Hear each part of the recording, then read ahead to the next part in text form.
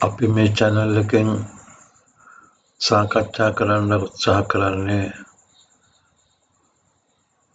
forex trading සම්බන්ධ ගැටලු සහ අපේ ජීවිතය පිළිබඳව මනස පිළිබඳව තියෙන ගැටලු අපි සුහදව මේ පිළිබඳව සාකච්ඡා කරගෙන යමු ඉදිරියට. ඇත්තෙන්ම මේ දිනවල forex trading වල gold trade කරනවා නම් ඉතා සුළු මුදලක් තියාගෙන gold පැත්තට යන්න එපා. සමහර වෙලාවට කැන්ඩල් එකක් එහාට මෙහාට ගහනවා පිප් 100ක් 150ක් පමණ. එතකොට අපි ස්ටොප් ලොස් එක සාමාන්‍යයෙන් දාන්නේ පිප් 40ක් 50ක්. එතකොට ස්ටොප් ලොස් ඔක්කොම හිට් වෙනවා. කුඩා මුදලක් තියාගෙන ඉන්නවා නම් මේ දවස්වල ටිකක් භයානකයි forex වල gold market එකේ trade කරන එක. ඔයගොල්ලෝ කරන අයට තේරිලා ඇති. currency pair එකක් trade කරන්න උත්සාහ කරන්න euro USD හොඳයි. ඒවැ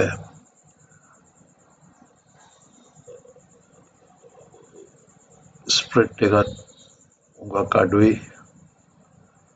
stop loss එකත් ළඟ පොඩි ගානකින් තියාගන්න පුළුවන්. අපි බලමු ගනුදෙනු වලට එන අලුත් අයට මුලින්ම හොඳ නමක් තියෙන විශ්වාසවන්ත බ්‍රෝකර් කෙනෙක්ව තෝරා ගන්න. ඇත්ත සල්ලි අවදානමකට නොදා පුරුදු වෙන්න මුලින්ම ඩෙමෝ ඉගෙනුමකින්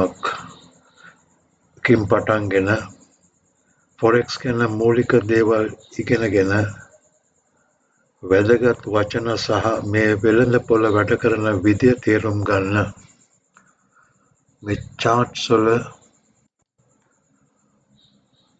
අපිට බලන්න පුළුවන් මේවා දිහා බලාගෙන ඉන්නකොට අපිට තේරෙන්න පටන් ගන්නවා මේ charts ගමන් කරන විලාසය.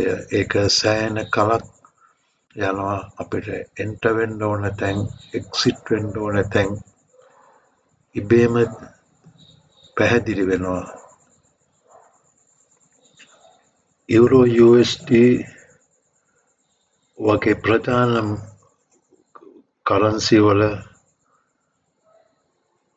ගනුදෙනු කිරීම වඩා හොඳයි. මොකද ඒවායේ ගනුදෙනු වැඩිය, ඒ කියන්නේ good liquidity. ඒ වගේම කොමිස්කාසු lower spreads. සරල ගනුදෙනු සැලැස්මක් හදාගන්න. ඔයාගේ ඉලක්කය මොනවද? ඔයාට දරන්න පුළුවන් අවදානම risk limits එවත් risk management කොච්චර කියලා පැහැදිලිව තියාගන්න. හරි තීරණ ගන්න. chart සහ ආර්ථික පුවත් දෙකම පාවිච්චි කරන්න.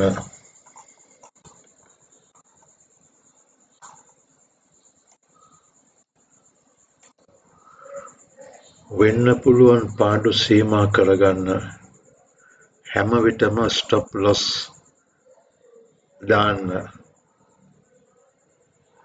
ලාභය අරගන්න. පොඩියට ගනුදෙනු කරන්න. ඉවසීමෙන් ඉන්න.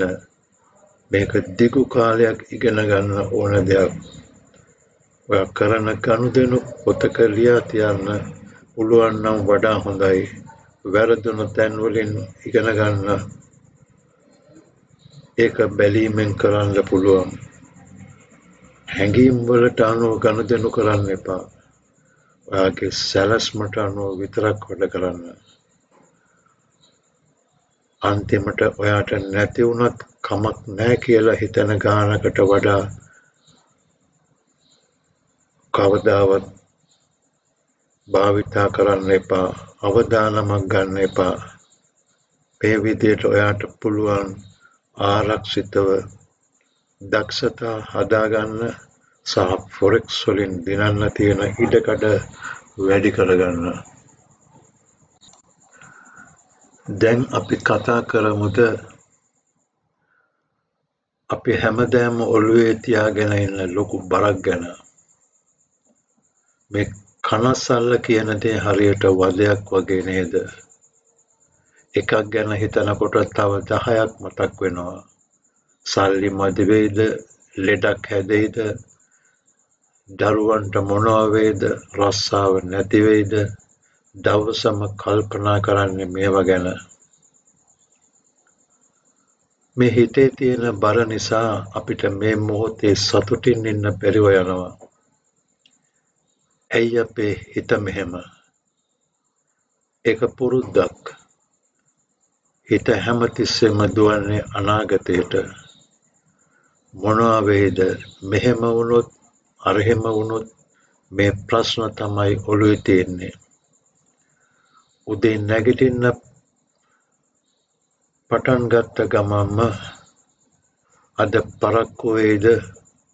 මීටින් එකේදී අවුල් යයිද? මේ ඇඟේ තියෙන කැක්කුම ලොකු ලෙඩක්ද? මේ කිසි දෙයක් තාම වෙලා නැහැ. සමහර විට වෙන්නෙත් නැහැ. ඒත් අපි දුක් විඳින්නේ ඒ දේවල් දැනටමත් වෙලා වගේ. ඒත් ඇත්තටම දැන් මොකද වෙන්නේ?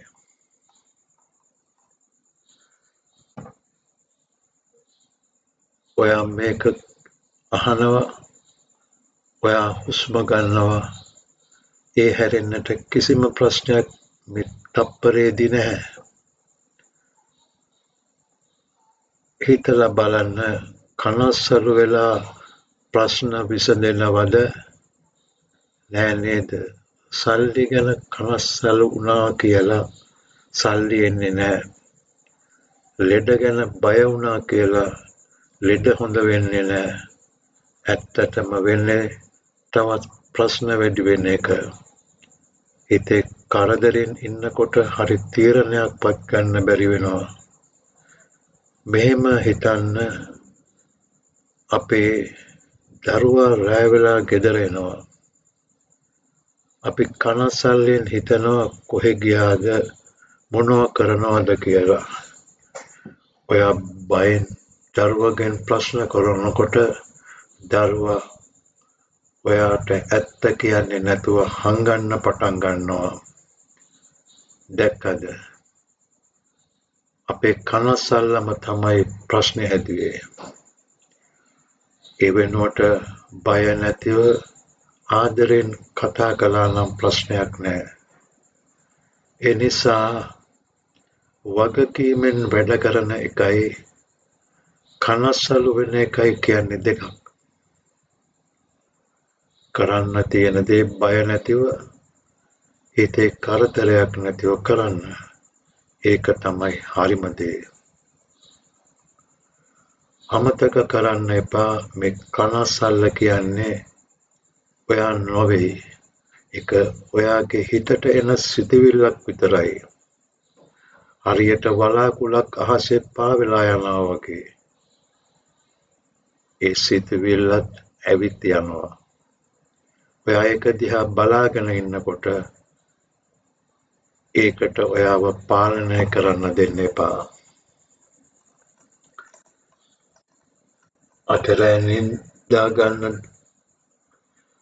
කලින් දවසේ ප්‍රශ්නය ගැන හිත ඉන්නේ නැතුව පොඩි දෙයක් කරලා බලන්න. ඇඳට වෙලා නිකන් ඇස් පියාගෙන ඔයාගේ හුස්ම ඇඟට යනවා එනවා දැනෙන්න දෙන්න.